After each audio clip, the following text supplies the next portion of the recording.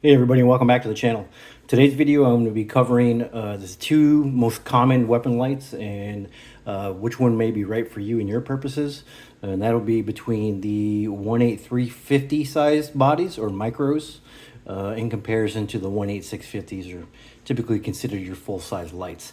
Now a while back I did do a video kind of going over weapon lights in general. This one here I really want to focus more so on in which one do you want for you, possibly. I've been seeing this quite a lot on the forums lately, so I figured that I'd go ahead and make a video on it. Now, from what I've been seeing, what I've been reading in various forums, it seems to be that usually when choosing between these two, the most important thing that people are thinking about is the size. As you can see, the micros are quite a bit smaller than the full-size lights. And I think primarily also when you're putting them on a shoulder barreled gun where you have less handguard space. Plus, overall, I think some people feel that the larger lights on smaller guns look a little wonky. I know if you go back, to the GWAT years, the Surefire 951s were absolutely massive, and they used to have those on Mark 18s, and the dang thing was literally almost as long as the handguard. So I think size is the one big thing that comes into factor, but some of the things that I think that other people don't really take into account, which I feel is important, is the runtime, the difference in performance, whether they're dual field capable, and then last but not least, the price. Well, actually, I kind of think it is least, because typically between whether you get a micro or a full size, they're either exactly the same price or they're very, very close in price. Now, while I want this video to really focus more so on, the size of the lights, regardless of the brand, I am going to be talking about some data and some specs between what I feel are probably the four most popular lights, at least for serious performance lights. I don't have any stream lights in here at all. They don't really have their lights set up to where you have a full size and then a micro version of that exact same light. I mean, sure, they have the HLX, they got the rail mount 2, the rail mount 1, but they're all different lights. They're just smaller size. I can't really say that they are going to be it's comparable as these four brands I'm going to mention, which would be the Malkoff or Arisaka / Malkoff. Anybody doesn't know, Arisaka doesn't actually make the heads. It's Malkoff. Arisaka just makes the lights, and they partner up, sell light packages together, but they're always really closely associated with each other. I think some people may even think that they're the same ones. And in this case, there is many different Malkoff heads. I'm going to talk about the E2 XTL, which is probably their most popular, and it is definitely their most powerful light head. I'm going to talk about the Surefire 340 and 640 Turbo, the Cloud Defensive Rain 3.0 full size and micro, and then the Modlite PLH V2 full size and micro. My experience with lights, I started off with stream lights. I have had the rail mount 1, the rail mount 2, a couple different HLXs. I know they have a new HLX out there now. But again, not really going to mention them in this video because it's not a side-by-side comparison. And any of the Modlite fans out there may say, well, what about the OKW? Well, I'm just going to talk about the PLH V2. I think while I've had an OKW, I just have more experience with the PLH V2. And I think it's a little bit more comparable with the Malkoff E2 XTL. So first and foremost, let's talk about size. So size, again, I think a lot of people, as I mentioned, feel that on a small gun, such as on my Mark 18 here, that a full-size light may look a little bit too big, or maybe too big. I used to think that same thing. In fact, the first serious weapon light that I had for this gun was I had a Cloud Defense Rain 1.0 micro on it for a while. After a bit, and the thing for me personally, why I've moved away from 18350s, in fact, this is the only light that I even own anymore that has a 18350 battery, is the runtime. But I don't want to, let's just talk about size for now. When it comes to real estate on your handguard, keep in mind that full-size lights, the mounting point where the bosses are here, That does not change. It is always on the far back of the body. So if you get in comparison to the full size light, all you're going to do by picking a larger light or picking a smaller light is you're either going to save weight that the light sticks out in the end, or you're going to add to how much it pushes out. So I think a good example of this would be on my AKV, because I have very limited handguard space. I wanted push button activation on this, and I didn't want to run a pressure switch. This, as you can see, this is the furthest out that I can run it. Sure, actually, I can't even push my VFG any further back on this one. So while even adding a full-size light wouldn't have made a difference in freeing up any handguard space, it would push it out further than what I wanted it to be. And at the time, I didn't have a cam for this gun. I didn't have a cam period. It wasn't even in the works. So I didn't want it sticking out that far. I know some people say, well, look at your Mark 18. Look how far that sticks out. Yeah, but this thing runs suppressed 100% of the time. Also on this one here, I already had the light. So instead of going and purchasing a brand new one, I figured this would serve my purpose. Going on to now the runtime and something that needs to be considered, and then I'll tell you why I've shied away from 18350 strictly because of the runtime.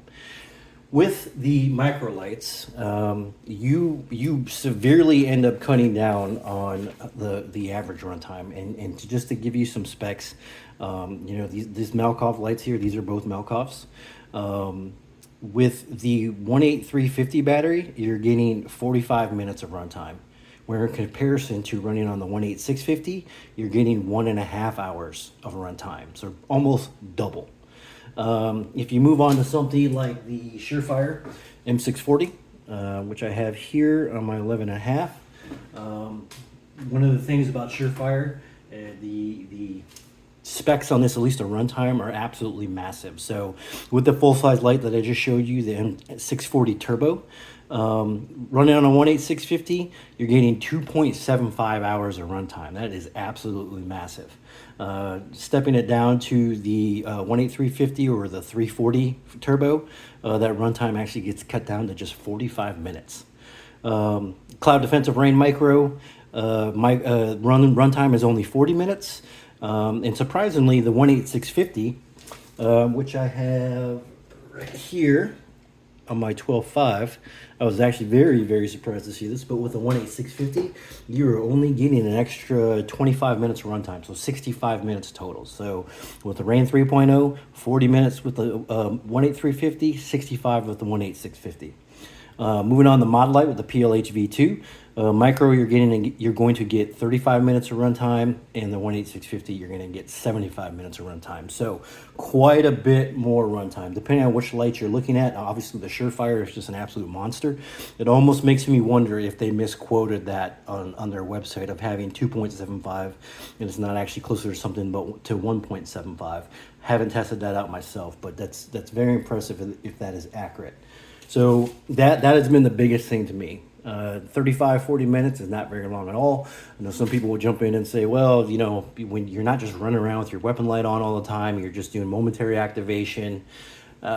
With me personally, I'm more of like, I'd rather have it and not need it than need it and not have it. And yes, sure, you can carry spare batteries on you, and you should carry spare batteries on you. But I would rather not have to sit there worry about changing out a battery. So that is my personal reason of going with all 18650 batteries, with the exception of this one being, for aesthetics, and the other part of it, this is a AKV. It's a 9mm subgun. This, I would never grab this for any type of purpose other than just target shooting. Not to say it's not capable. I just feel that rifle rounds beats pistol rounds 1,000,000% of the time. Sure, this is better than having a pointy stick or a baseball bat, but it just wasn't something. Again, I already had it. Didn't have to put out any more money to go get a new light for this one. The aesthetics of it being a little bit shorter, so it's not protruding past the muzzle, were the reasons for that. But outside of that, if this was something that I would say would be like my primary defense gun, I would suck up the aesthetics, I would suck up the costs, and I would jump to a 18650 battery. Now I want to talk about performance or output of the lights. Depending on which brand that you go with, you're going to see a difference. Some of them dramatic, some of them that you're not. So with the Malkoff E2XTL head, they have the same specs as far as output as on the 18350 as they do on the 18650, and that's 55,000 candela and 500 lumens. So again, whether you're using the 18350 or the 18650, at least for the specs they list on their website, it is exactly the same, with the exception, the difference between the two is going to be the runtime. With the Surefire. So moving on to a 340. With the 340 that uses the 18350, you're getting 95,000 candela or 650 lumens. But when you jump up to the full size, the 640 that runs the 18650 battery, that it goes up a little bit and goes to 100,000 candela versus, or 100,000 candela and 700 lumens. So not a huge difference between the two, but there is a little bit of a difference. You do see something similar with the Cloud Defensive Rain 3.0 Micro. While the candelas aren't too much different, the lumen output actually is. Though I would be more, and you should always be more concerned with candela power. With the Rain 3.0 Micro, you're getting 95,000 candela and 1,000 lumen. With the 18650 full size, you're getting 100,000 candela, but the lumens jumps up to 1250. So again, micro is 1,000 lumens, full size is 1250. I don't have a Rain 3.0 Micro.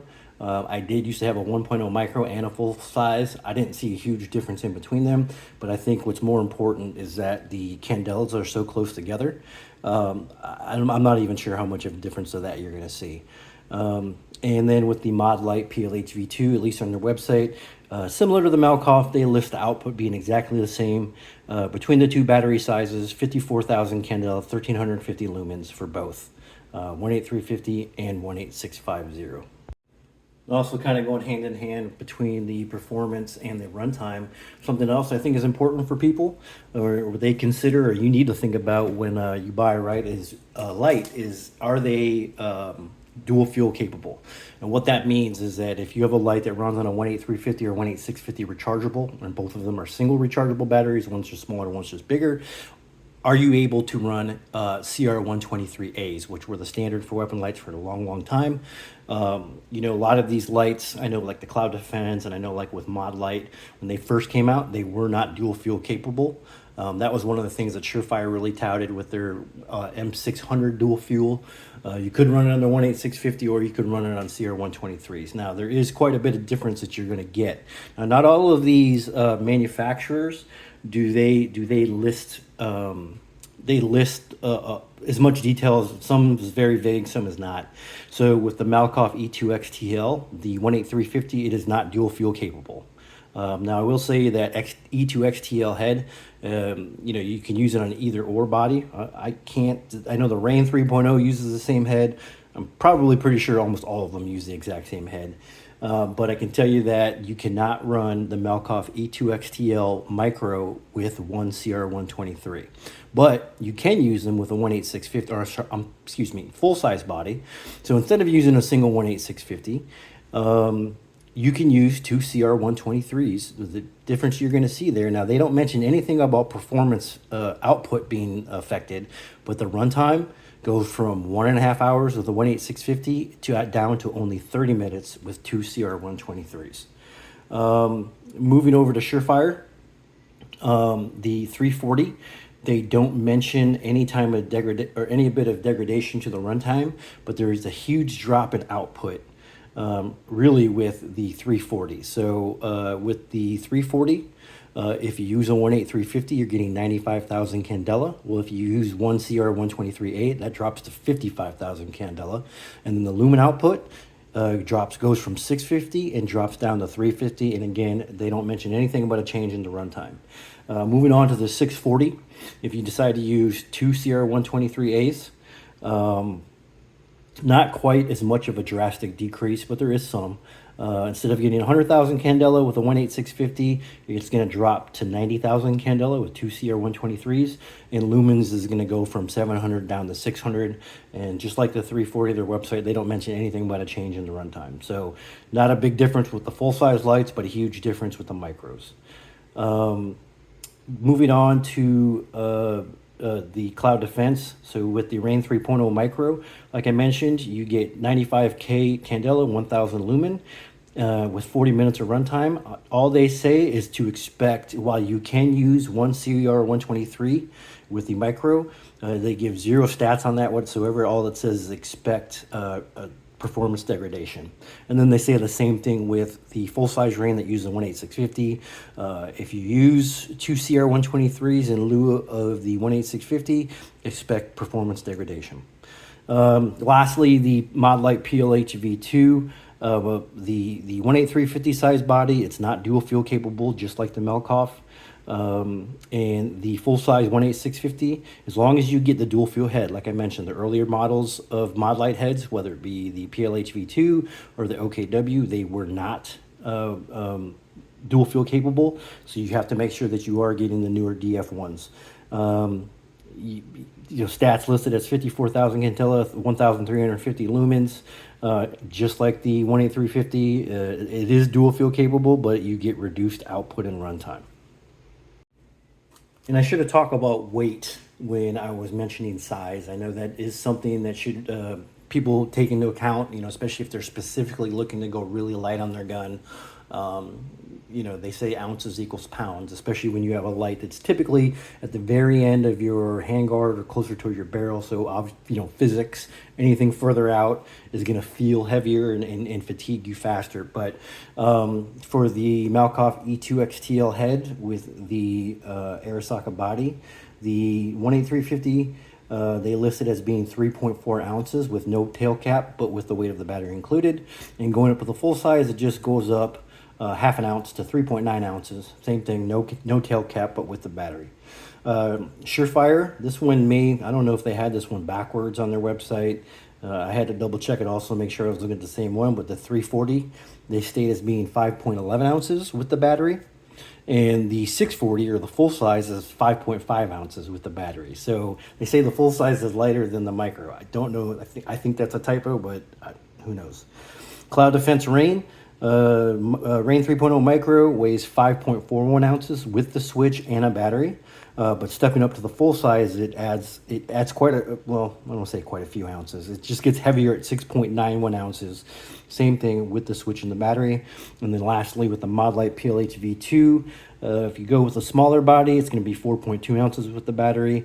The full size is going to go up to 5.3 ounces with the battery. And then lastly, price. Like I mentioned, I'm not gonna focus too much on price in this video. I know you can get these lights from various manufacturers, or I should say online retailers in different configurations. I will say that typically though, when you go to Arisaka's website and you buy one of their complete lights, they're only talking about the head and the body. And so the price that you see, once you pick your head, it's in this case the E2 XTL, then you pick whether you want a micro or a full-size body, you get a price up there. But then as you start adding tail caps, so whether it just be a clicky tail cap, whether it be a UE, a DS00, and that adds money. Once you put a mount in there, adds even more money. Add a pressure switch, add some more money to it. So I think that right out the gate, I feel that the Surefire and the Cloud Defense give you some excellent value. Because talking about the Surefire first, while I do have an aftermarket Arisaka mount on this one, it did come with the it comes with a Picatinny swivel mount along with an M-LOK mount, and also the Z68, and of course you get a Surefire 18650 rechargeable battery in there. So with this light here, you buy it just as it comes. You do have the ability to mount it and run it right out of the gate without having to purchase anything else whatsoever. I think the next value that comes down with that one would be the Cloud Defense. With the Cloud Defense Rane 3.0, when you buy the standard package, it comes with the pressure switch. It already has a clicky tail cap included that runs along with that. I know some people hate that because it is exclusive to Cloud Defensive stuff only, and it does come with a Picatinny mount. Picatinny mount would mount this thing straight out the side. So if you don't want, I like all my lights tucked up a little bit closer, such as this, gets them closer to the muzzle, puts them in a little more better ergonomic spot. You can mount it if you have a Picatinny rail, but I do typically have to end up spending more money to buy a offset mount, which I am always buying the Arisaka mounts. Now, where you can really start adding in some money when you're buying any light, now whether it be typically more so with the Malkoff and the Arasakas. Actually, let me backtrack on that one, because same thing. A lot of people like running pressure switches. When you start adding in things like the tail cap and then the pressure switch, depending on which one you are running, it greatly affects the price of your light platform. So, I mean, the DS00 tail cap, which has not only a socket for a pressure switch, but also a small little push button in case something happens to your wire or your switch. You have the ability to turn on your light, or some people like it if they run, you know, I'm lefty. So typically, like with this gun, when I'm holding it, I can activate the button over here. In a pinch, I can reach over and activate that one, or if I'm shooting right-handed, I have the ability to click on the light also. But these DS00 tail caps, I mean, they run 110 bucks. The Unity hot buttons, they're running about 110 bucks. So, you know, you can really get up there in price. Depending on what tail cap you go to, yes, the UE is quite a bit cheaper, almost twice as cheap or half as expensive as the DS00. And then, you know, for pressure switches, the Unity hot button is probably one of the more expensive ones. I want to say the mod button light is a little bit cheaper. Or you can even get a Surefire ST07 or SR07. They're a little bit cheaper as well, at least cheaper than the Unity hot button. But they don't play well with all lights. The mod lights, you're going to get reduced output, but the Malkoff, I believe that you're good to go, and that is just due to different voltages that the switches are capable of.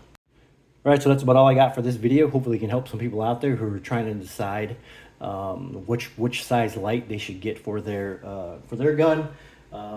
Again, they try to put out, based on the information and questions I'm seeing on the forums, hopefully it can answer all those questions for you. Outside of the Streamlight lights, like I mentioned in the beginning, obviously something that is greatly different, it's starting to come on the market. Well, it's been on the market, but gaining popularity are Modlight's Hog lights.